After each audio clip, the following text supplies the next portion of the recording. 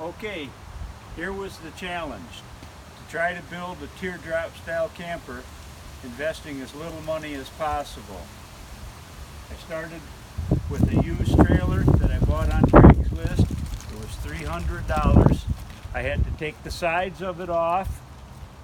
I painted it all black with asphalt paint that I bought at Tractor Supply, which is supposed to waterproof it. And I put the trailer all back together. I built the camper. It's the floor and is 3/4 inch plywood, and then 1 inch of foam insulation, and then a 1/2 inch sheet of plywood on top of that. So the floor has 1 inch of foam insulation in it, and so does the top. The sides are 1/2 inch plywood with 1/2 inch insulation, and then Luan on the inside, Luan underlayment, which I used for the inside. I made all the pieces, sandwiched them all together, then I assembled the trailer.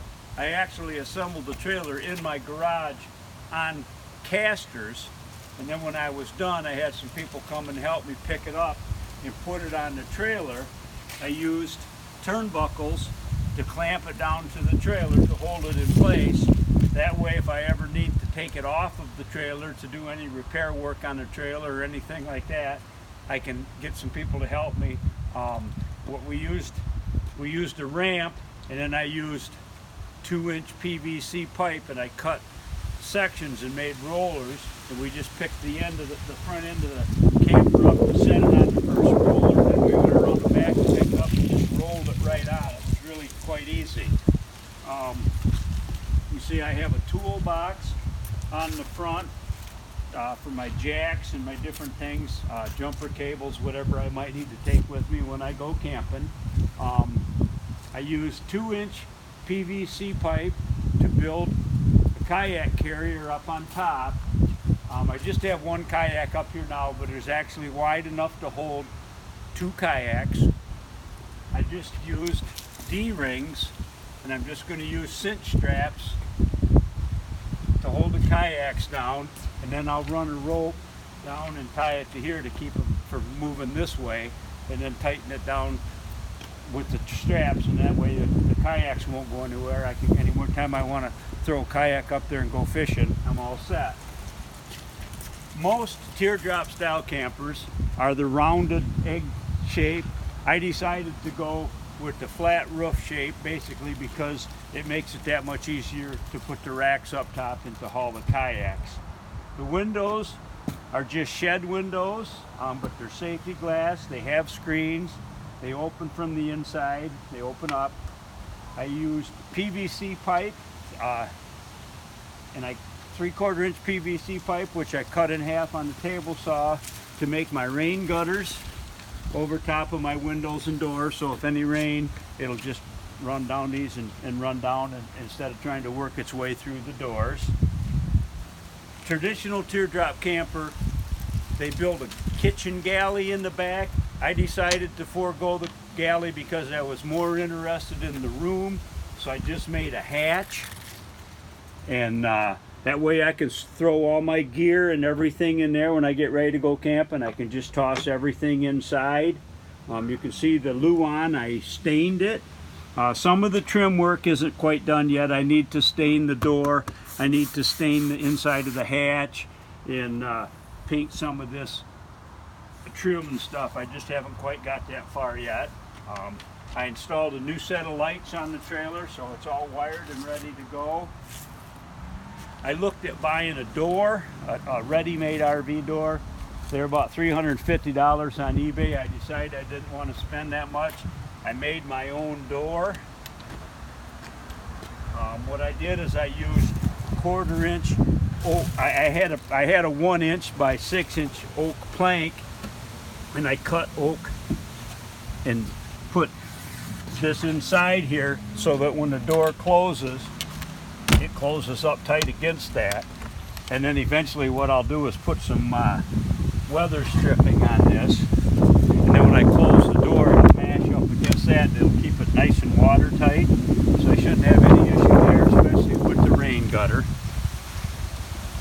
Other than that, I mean, it's basically pretty simple. The exterior is what they call poor man's fiberglass, which I found on YouTube. A lot of people are doing it.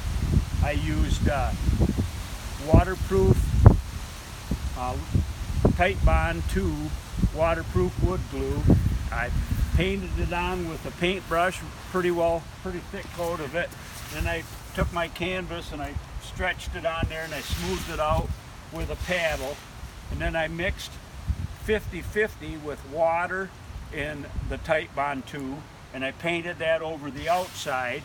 And then once everything dried, the fabric tried to shrink. I didn't pre-shrink it, it tried to shrink because it was wet. Now it's real nice and tight and glued to the plywood. And then I just painted it with about 3 or 5, I think 3, maybe 4 coats of exterior latex paint like you would use on your house.